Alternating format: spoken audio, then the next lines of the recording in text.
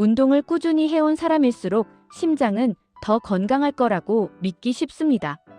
러닝이나 사이클처럼 지구력 운동을 오래 해온 경우에는 더 그렇죠. 그래서 몸에 이상이 없다고 느끼면 심장도 괜찮을 거라고 생각합니다.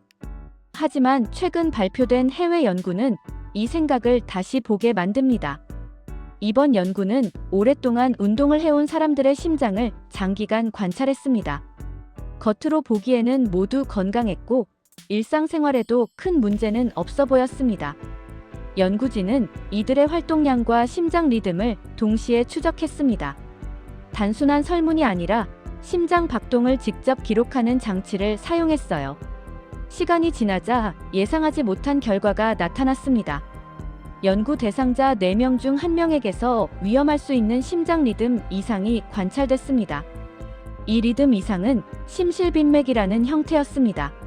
심실빈맥은 심장이 정상보다 훨씬 빠르게 뛰는 상태를 말합니다.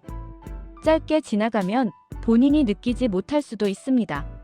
하지만 지속될 경우 생명을 위협할 수 있는 상태로 이어질 수 있습니다. 이 지점에서 많은 사람들이 이렇게 생각할 수 있습니다. 운동을 너무 많이 해서 생긴 문제 아니냐는 생각이죠. 하지만 연구 결과는 그 방향이 아니었습니다. 심장 리듬 이상이 나타난 사람들은 운동을 더 많이 하지도 않았습니다. 운동 강도가 특별히 더 높았던 것도 아니었어요. 즉 원인은 운동의 양이나 강도가 아니었습니다. 연구진이 주목한 공통점은 심장 근육의 상태였습니다. 심장 리듬 이상이 나타난 사람들 대부분에게서 심장 근육에 작은 흉터가 발견됐습니다. 이 흉터는 심근섬유화라고 불리는 구조적인 변화입니다. 겉으로는 아무 증상이 없어도 심장 내부에서는 변화가 이미 진행되고 있었던 거죠. 이런 상태에서 운동이 더해지면 심장은 불안정한 리듬을 보일 수 있습니다. 중요한 점은 운동이 문제를 만든 것이 아니라 문제를 드러냈다는 점입니다. 다시 말해 운동은 원인이 아니라 방아쇠였을 가능성이 큽니다. 그래서 이 연구는 운동을 멈추라고 말하지 않습니다. 운동은 여전히 심혈관 건강에 중요한 역할을 합니다. 다만 오랫동안 운동을 해온 심장은 일반적인 심장과 다를 수 있다는 점을 보여줍니다. 이 변화는 통증 없이 조용히 진행되는 경우가 많습니다. 그래서 본인은 여전히 건강하다고 느낄 수 있어요. 하지만 심장은 이미 다른 상태에 들어가 있을 수도 있습니다. 연구진은 운동과 관련된 돌연 심장사의 상당수가 중년 이후에 발생한다고 설명합니다.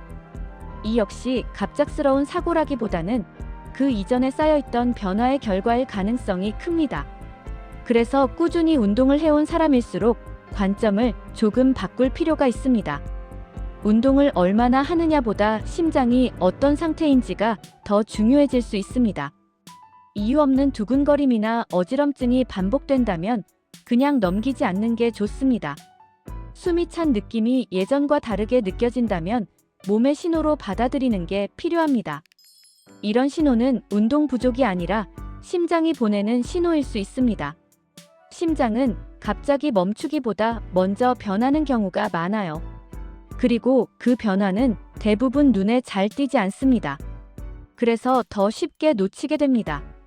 오늘 이야기는 불안을 주기 위한 내용은 아닙니다. 운동을 멈추라고 말하려는 것도 아니에요.